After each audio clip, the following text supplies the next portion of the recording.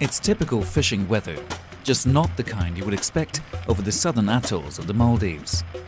Undaunted, the vessel Fairoadi and its fishing master Ahmed Didi make their way through the rolling waves for their daily catch of tuna.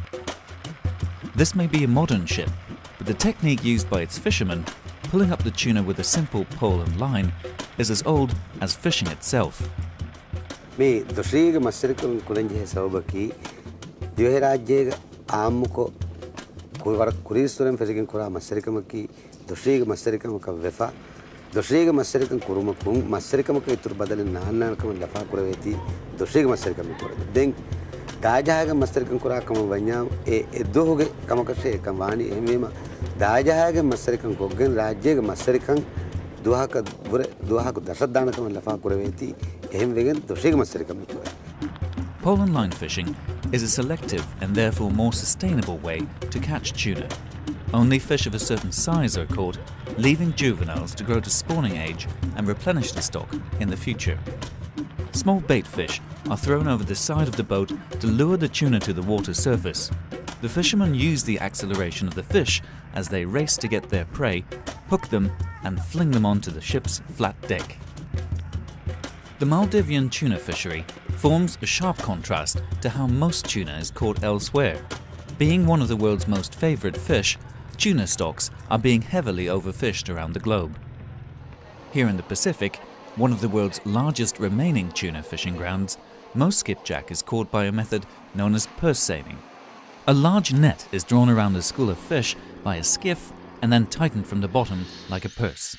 Such a net, often set on a floating fish aggregation device, catches the entire school of tuna, but also takes in all the juvenile fish and non-target species, such as sharks, that may be swimming with the tuna. The sheer volume of bycatch lifted from the region by purse seiners makes this fishing method highly unsustainable. Moreover, these industrial vessels, some of them operating illegally, come to fish Pacific waters from half a world away. By contrast, the Maldivian pole and line boats are owned by cooperatives of local fishermen who all fairly share the profits of their daily catch. Unlike most Pacific nations, the Maldives are letting its own fleet fish its waters to keep the tuna revenue within the country. Velivaru, in the North Atolls, is home to one of the country's own tuna canneries. It's a modern fish processing plant operating to the strictest regulations of health and safety. Both fishing and fish processing are vital to the Maldives economy and provide crucial local employment. There are around 500 local people working in this plant. That means 500 families, local families, are looked after. And for fishermen, we pay cash daily. So compared to other industries, what we get from for the company is very well distributed through the community. It's often the profit margin that forms the biggest stumbling block for environmentally responsible and sustainable food products. Fish Forever, distributed by Organico Real Foods in the United Kingdom, is one of the brands marketing the Maldivian pole and line tuna in Europe. Its managing director, Charles Redfern, believes retailers should take a greater responsibility in promoting sustainable fish products. They just say this is a buying option, and that's the wrong way to go, because you're basically saying that these are lifestyle choices, that ethical decisions are lifestyle choices, and they're not. They're critical choices about how we want our products, our food to be produced.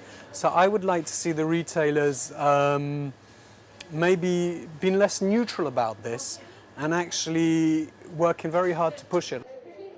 At the moment, cans of pole and line caught tuna harvested by Maldivian fishermen are sold alongside the competition fished industrially by foreign fleets in the Pacific. Being more labour-intensive and at higher production costs, the Maldivian tuna is having a hard time competing. We hope that people in other countries will realize that we are doing something for the sustainability, and we hope that one day people will pay more for our fish. But today, the reality is we get the same price as purse seine fishing and pole and line fishing. There is no difference. In the end, we will have no choice If we want to run the factory, if we want to do this, we have to go for what everyone else is doing. Just go for the percent. In the absence of sustainable fisheries management for the Indian Ocean, the Maldivian tuna could come under pressure in the future. For the time being, however, the tuna caught here by pole and line forms one of the most sustainable, fair and transparent seafood products available today. But these fishermen can only stay afloat if both retailers and consumers make the choices that support them and their ancient way of fishing.